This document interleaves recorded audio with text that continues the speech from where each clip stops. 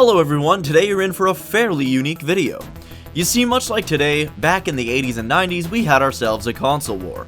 Nowadays it's likely between PlayStation, Nintendo, and Xbox, but back then Nintendo and Sega were the key console makers. Odds are you're either a Sega kid or a Nintendo kid. I would generally find myself in the Sega faction, but also grew up with an NES. There was a time, however, when some game developers would actually make a game on both consoles with the same name or from the same series, but it was a completely different experience. That, my friends, is what I'm here to talk about today. So remember to like, subscribe, and share to help the channel grow while I count down the top 5 series with games on opposing consoles.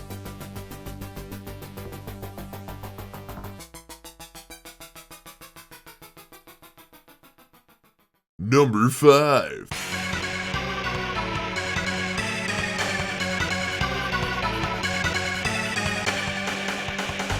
Pretty much every Genesis owner grew up playing Rocket Knight. Either they owned it themselves, had a friend who did, or rented it. In Konami's Rocket Knight Adventures, you play as Sparkster the Opossum, who has a knack for rescuing princesses from evil anthropomorphic animals and robots. The game was created by Nobuya Nakazawa, the designer of Contra Hard Corps and Contra 3 The Alien Wars, and was a huge success. So of course they decided to make a sequel. The sequel is called Rocket Knight Adventures 2 Sparkster on the Genesis, but Konami decided to make a spin-off game simply called Sparkster on the Super NES, featuring the same box art and soundtrack. Sparkster and Rocket Knight 2 Sparkster were completely different games starring our furry hero.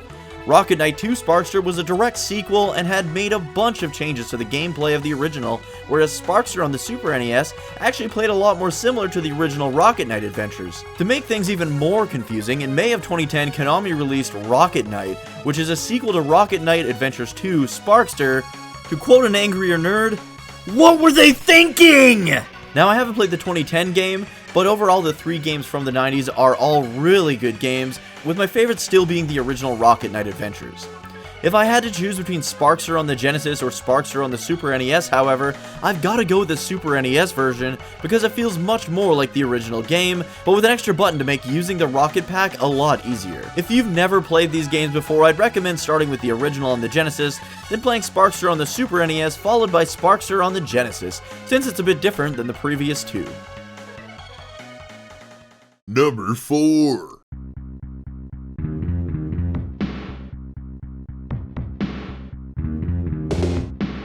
Back in the 80s, there were 2 franchises that were created with adults in mind, but loved by kids and teenagers everywhere. I'm of course talking about RoboCop and Terminator. Both franchises were so popular that they had their own respective games on multiple different consoles at the time. But the series collided with RoboCop vs. the Terminator on both the Genesis and Super NES. The story in each game was roughly the same. Turns out Cyberdyne actually used RoboCop's technology to create Skynet. In the Genesis version of the game, you play as RoboCop blowing away gangbangers and Terminators sent from the future to take over the OCP building and protect their dystopian future.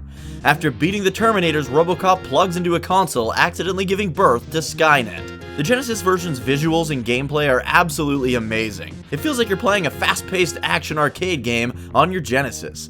The one area the Genesis game lacks in, however, is where the Super NES version shines. In the Super NES version, a member of John Connor's resistance force learns about how RoboCop's technology is what made Skynet possible.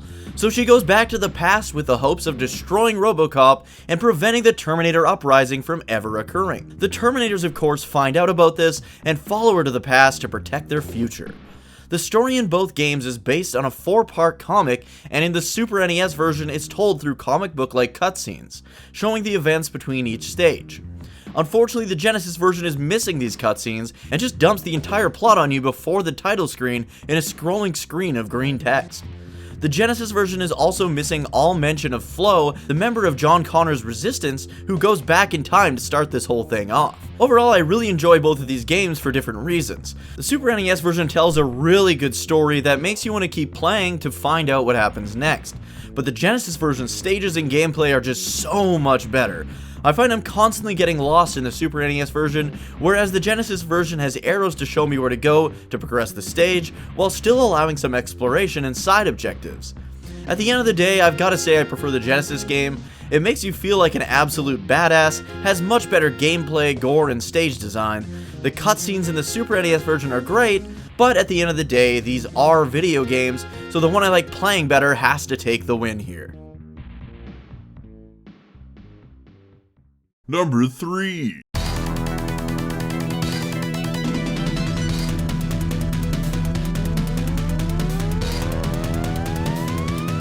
Now for some games that everyone's familiar with. I talked about the Teenage Mutant Ninja Turtles beat 'em up arcade game in my last top 10 video.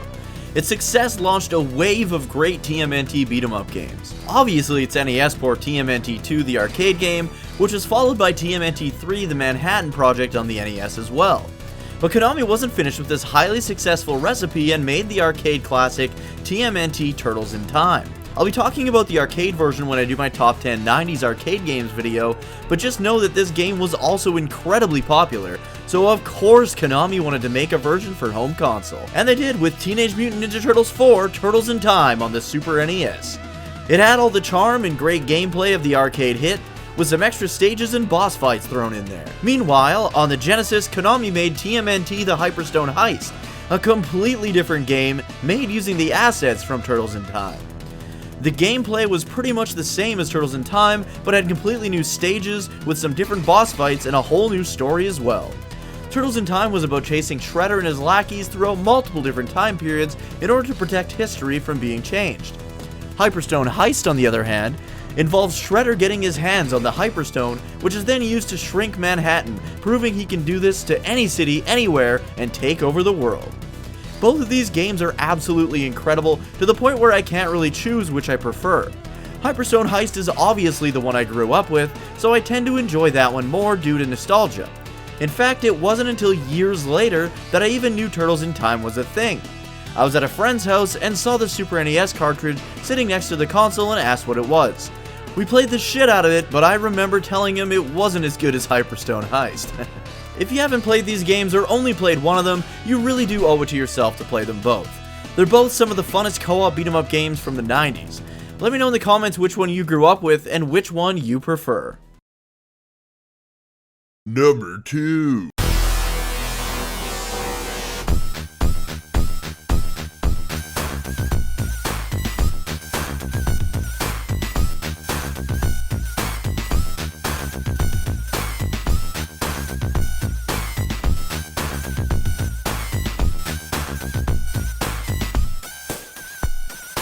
I've been a Contra fan since the first one on the NES, and I remember getting Contra Hard Corps on my birthday and thinking this is the most badass game I have ever played.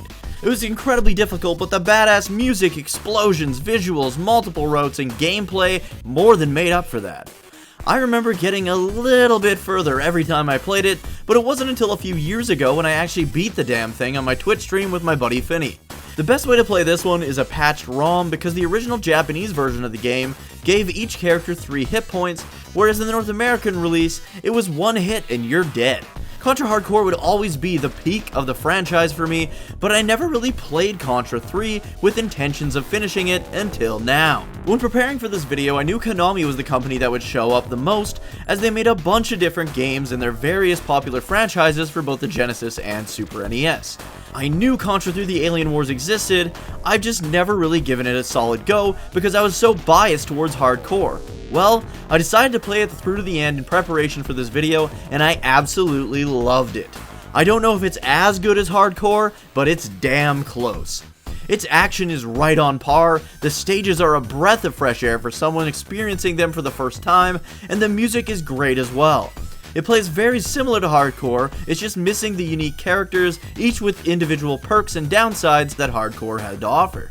But all in all, Contra 3 is an incredibly good game. At this point, Contra 3 is too fresh in my mind, and hardcore is too chock full of nostalgia for me to give an accurate winner between the two. I'd say, similar to the Ninja Turtles games, if you only played one of these, make sure to play the other one as well. They're both amazing in their own ways. Number 1.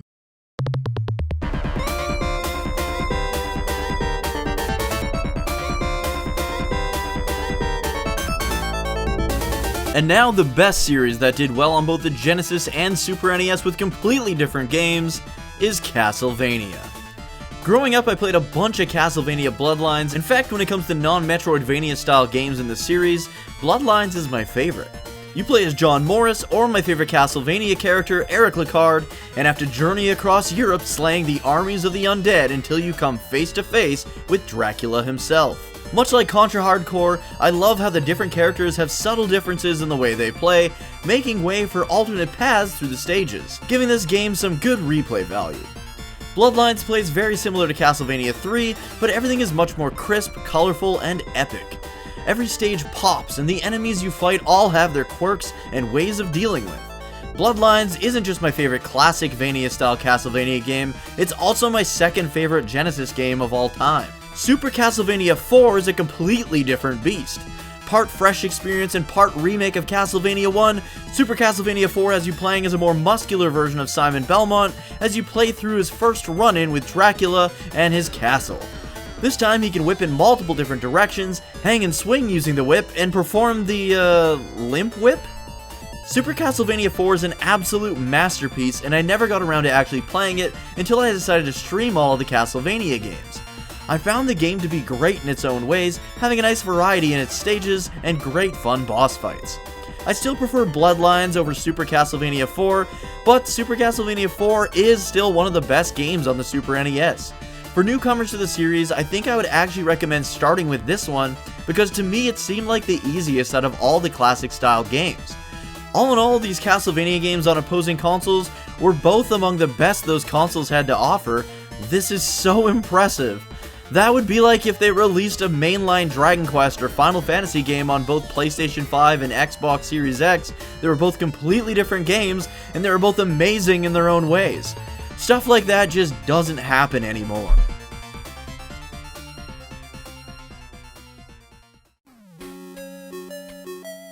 Before I get to the honorable mentions, if you enjoyed this video, please remember to like, subscribe, and ring the notification bell. You can also check me out live on Twitch at least 3 nights per week at twitch.tv/Dukey03.